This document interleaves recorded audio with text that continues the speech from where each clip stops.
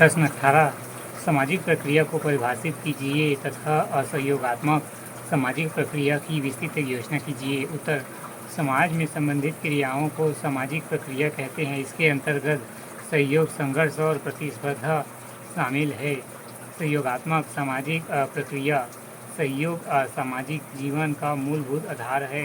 सहयोग सामाजिक अंतःक्रिया का वह स्वरूप है जिसमें दो या दो से अधिक व्यक्ति या समूह किसी लक्ष्य की प्राप्ति के लिए मिलकर प्रयत्न करते हैं। सदरलैंड के अनुसार किसी समान लक्ष्य के लिए विभिन्न व्यक्तियों या समूहों का परस्पर मिलकर कार्य करना ही सहयोग है।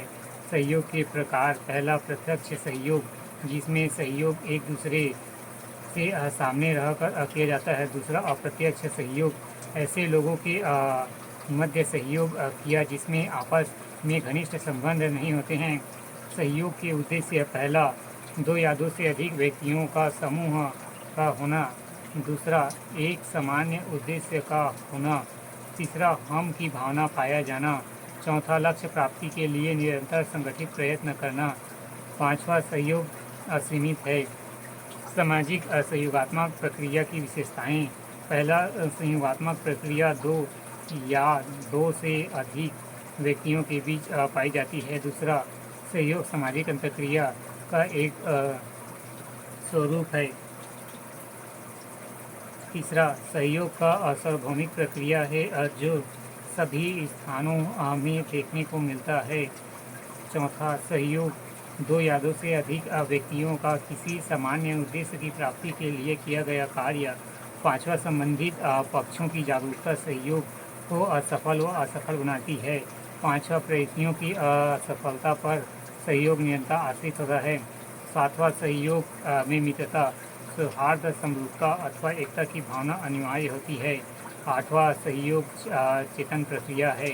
नौवां, सहयोग सामाजिक संगठन पर आधार है। 10वां, एक प्रक्रिया के रूप में सहयोग समाज में व्यक्तियों के द्वारा किया गया निरंतर प्रयास है।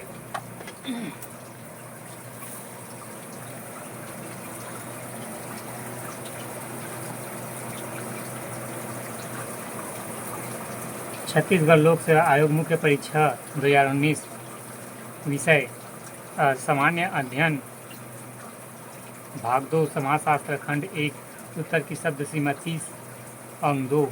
प्रश्न 1 समाज की विशेषताएं बतलाइए। पहला, समाज अमूर्त होती है। दूसरा, समाज पारस्परिक निर्भरता पर टिका होता है। समाज संबंधों की व्यवस्था है। चौथा, समाज में संघर्ष व सहयोग दोनों पाए जाते हैं। प्रश्न 2 जनरीति क्या है। उत्तर, जनरीति दो शब्द फोल्क और वे से मिलकर बना है, जिसमें फोल्क का अर्थ जन या जनता से है और वे का अर्थ रीति से है। अर्थात समाज में लोगों द्वारा कार्य करने हेतु जिस रीति का प्रयोग किया जाता है उसे जनरीति कहा जाता है। या मैकाइवर एवं पेज के अनुसार जनरीतियाँ समाज में मान्यता प्राप्त एवं स्वीकृत व्यवहार की प्रणालियाँ हैं। अंततः जनरीतियाँ कार्य करने के तरीके या रीतियाँ हैं जो समाज के लोगों द्वारा अपनाई जाती है।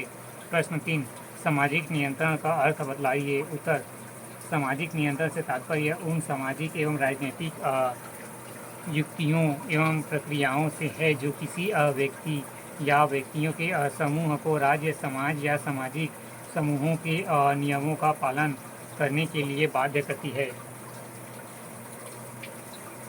या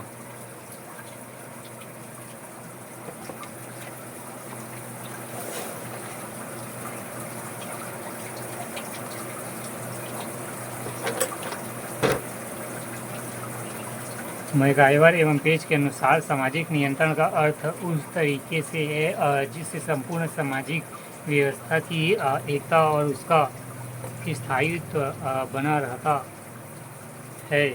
इसके द्वारा यह समस्त व्यवस्था एक परिवर्तनशील संतुलन के रूप में क्रियाशील रहती है।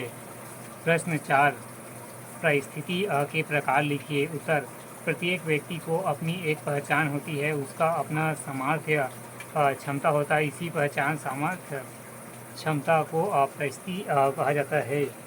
इसके दो प्रकार होते हैं।